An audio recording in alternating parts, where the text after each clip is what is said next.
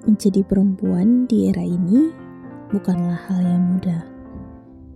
Setiap langkah yang mereka ambil, setiap mimpi yang mereka kejar, pasti akan selalu menemukan tantangan yang tak terduga. Seperti wajah-wajah ini, mereka semua memiliki latar belakang dan mimpi yang berbeda. Namun ada satu hal yang menyatukan mereka. Keberanian untuk menghadapi tantangan dan mimpi untuk membuat perubahan. Di tengah dunia yang terus berkembang, tantangan yang dihadapi perempuan pun semakin kompleks.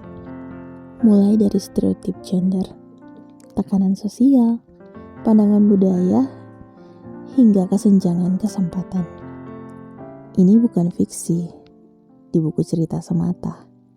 Dalam realitanya, setiap perempuan, bahkan di kota kecil ini, juga memiliki tantangan yang sama, yakni menggapai asa di tengah begitu banyak keterbatasan.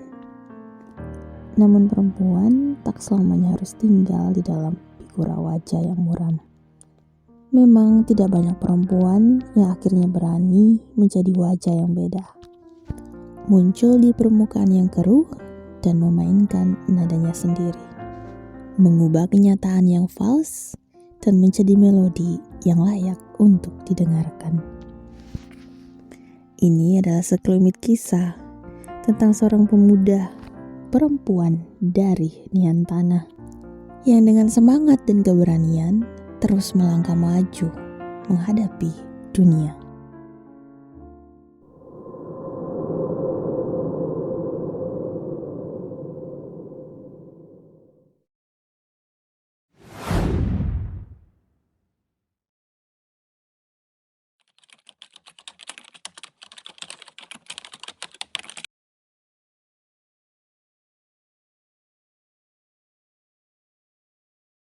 Oke, nama saya Alfonsa Anastasia Nuning. Kalau nama panggungnya Alfonsa Sans.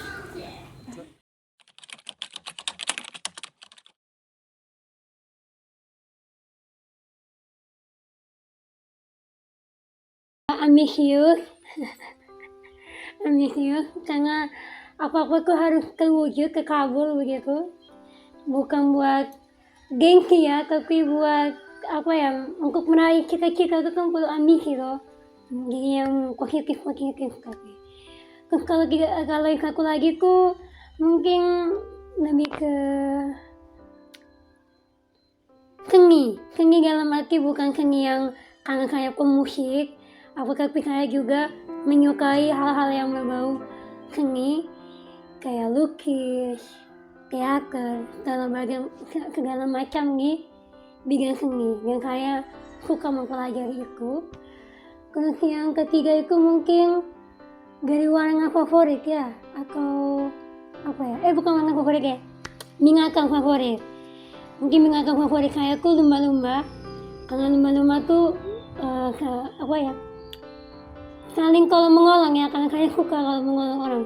Bukan dianggap baik, tapi ada sesuatu kebahagiaan sendiri ketika saya bisa mengolong orang lain. Gitu.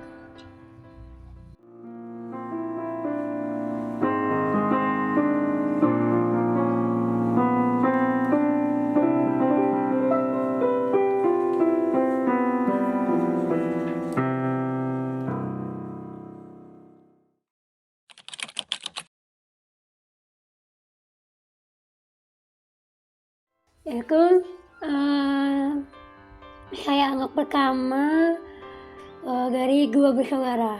Jadi saya perempuan, adik saya laki-laki begitu. Terus bapak orang Maumere, mama orang Manggarai. Tapi ada campuran Maumere, jadi Maumerenya lebih pembandingannya tuh kayak 3:1 begitu. Oke. Terus latar belakangnya kami di dalam keluarga itu intinya suka musik sama pelayanan di gereja begitu. Bukan untuk dibilang apa ya, tapi memang mungkin dari kehidupan papa dan mama jadinya kurung lah ke saya dan adik saya. Kalau saya mungkin bagian duniawinya, adik saya yang bagian rohaninya, karena adik saya seorang laki-laki, seorang frater di Bogor. Jadi seperti itu. Untuk saya di bagian musik, hampir kami kekeluarga bisa nyanyi dan main alat musik begitu.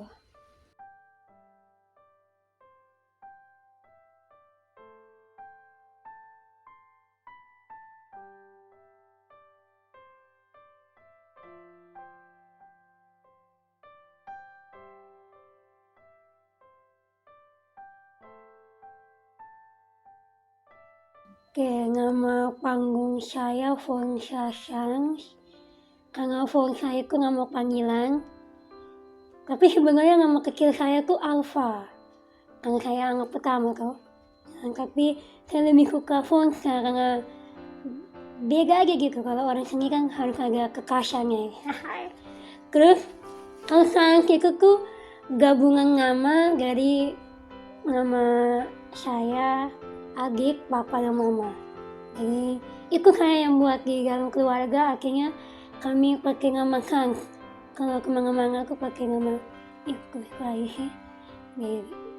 Karena yang keluarga itu yang selalu mempengaruhi saya di seni, bahkan di emosional saya. Begitu. Yang mempengaruhi, pengaruh sekali. Apalagi ya sesuai dengan orang-orang ya.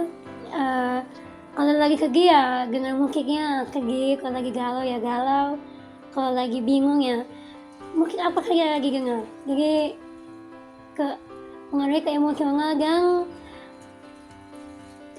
ke bagian kekurangan saya.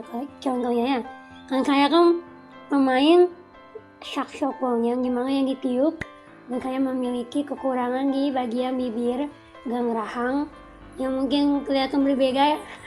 Jadi saya dulu pemain organ di gereja. Tapi pas lihat saksofon ternyata saya langsung berpikir saya bisa tidak ya dengan kondisi bibir yang dan rahang yang seperti ini, bisa tidak. Dan ternyata bisa. Jadi saya rasa hal ini bisa menginspirasi saya gitu. Dan ternyata ketika saya bermain saksofon, ternyata apa yang jadi inspirasi buat diri saya sendiri bisa menginspirasi orang lain. Jadi hal itu bisa dibilang musik mempengaruhi kehidupan saya, yaitu lewat alat musik tadi. Jadi dari saksofon bisa mewartakan ini saya dengan kekurangan saya, bisa memberikan pandangan juga kalau tingkat Tuhanku ada, dari kekurangan juga ada. Jadi dari kekurangan bisa jadi kelebihan. Begitu.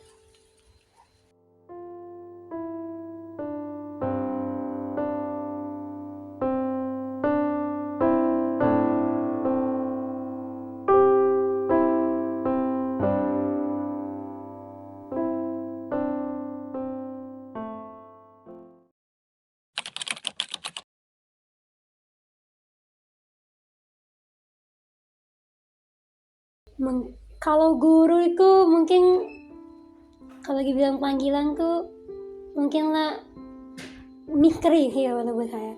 Karena saya berpikir saya akan menjadi musisi, tapi ternyata Tuhan menempatkan saya dari kuliah itu pendidikan musik. Jadi saya berpikir oke lah saya jadi guru.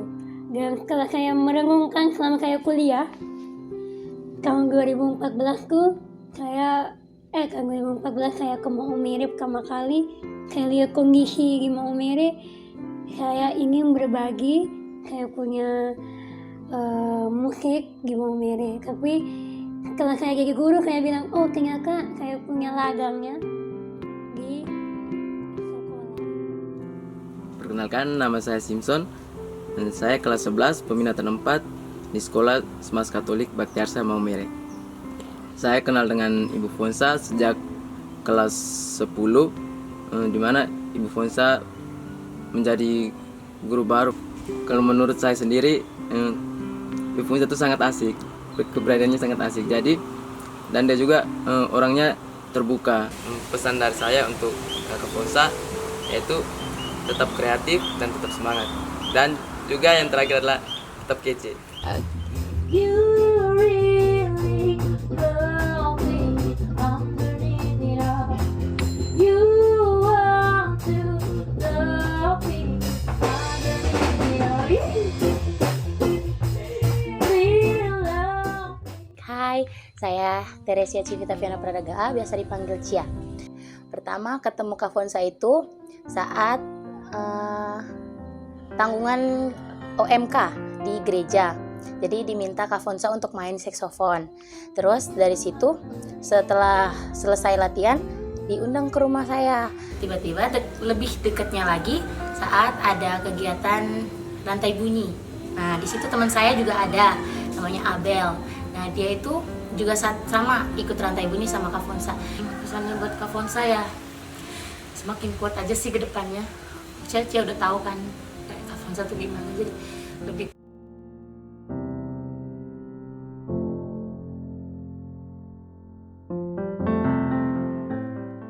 baik, perkenalkan, nama saya Novi. Saya adalah seorang guru di SMA Baktiarsa. Saya kenal dengan Ibu Fonsa itu saat Ibu Fonsa diperkenalkan sebagai guru seni budaya baru di SMA Baktiarsa. Sebelumnya ini kali pertama untuk kami di Baktiarsa ada guru baru yang dari luar pulau begitu ya, khususnya langsung dari Jakarta. Pesannya sih dia ini ya, semangatnya masih tinggi begitu ya, masih api begitu ya, masih semangat tinggi, tapi mungkin harus ingat juga, harus tahu bahwa setiap tubuh itu ada alarmnya. Jadi lebih jaga kesehatan, terus bisa pilih-pilih pekerjaan.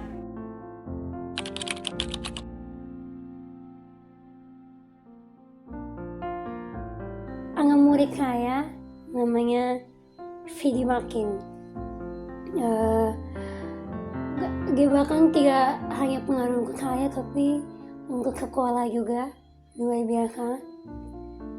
Mungkin kalau di sekolah itu karena saya kan guru seni budaya, dengan dia yang otaknya gitu filsafat, tapi dia punya hatinya tuh seni. Jadi kami tuh selalu di kegiatan sekolah kalau yang mencangkup seni, pasti saya akan dengan Vigi. Entah pun Vigi ada di depan atau Vigi ada di antara penonton, tapi saya akan konsultasinya dengan Vigi, atau Vigi mau buat sesuatu pasti ngomongnya di saya. Jadi kami dua tuh tidak hanya guru dengan murid, tapi seorang sahabat juga, seniman juga. Banyak lah. Dan sekarang mungkin jadi pelindung saya, jadi keluarga begitu. Ya, salah satunya adalah dia tuh selalu mensupport. Salah satunya saat saya sedang tampil di luar, bahkan tidak ada di sekolah ya ini. Jadi saya saat sedang tampil di luar pasti ada Vigi. Salah satunya adalah di event Flores Writer Festival yang waktu itu di Legelero ya, di kampus gua tuh kan saya main dengan band Who's That Girl. Nah itu saya kaget, saya waktu itu tuh dalam keadaan sakit panas tinggi di panggung. Itu tuh tiba-tiba ada saya punya anak murid Vigi dengan Simsong. Nah saya bilang aduh, dan saya merasakan kayak ada penyemangat saya gitu ya. Jadi saya main tuh walaupun saya dalam kondisi gugup, tapi saya lihat mukanya Vigi di bawah, terus saya langsung kayak semangat begitu. Dan dia tuh selalu bilang ibu, ayo ibu begitu dari bawah. Jadi gimana pun ibu gurunya tampil, dia tuh ada.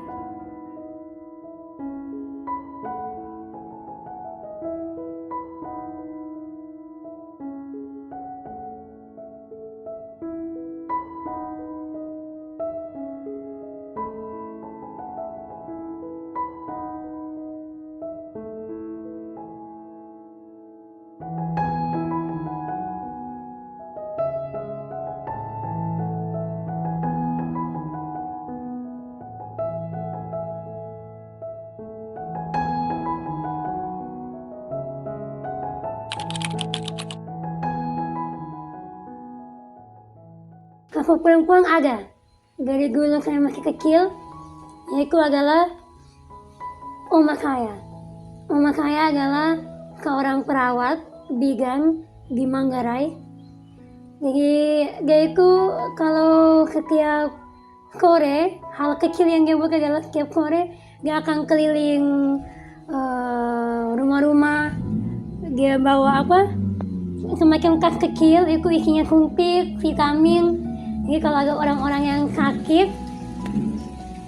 baru dia akan tolong begitu. Nah itu yang menginspirasi saya bahwa dari hal kecil bisa menjadi besar. Jadi itulah mengapa saya datang ke Flores. Padahal saya kan lahir besarnya di Jakarta, tapi saya bilang saya ingin mulai dari rumah. Jadi saya anggap mau miringi rumah. Saya dari hal-hal kecil dulu, berbagi dari musik. Dari hal-hal kecil itu seperti oma, jadi itu yang menginspirasi saya. Jadi oma saya namanya Oma Vero, itulah menginspirasi saya.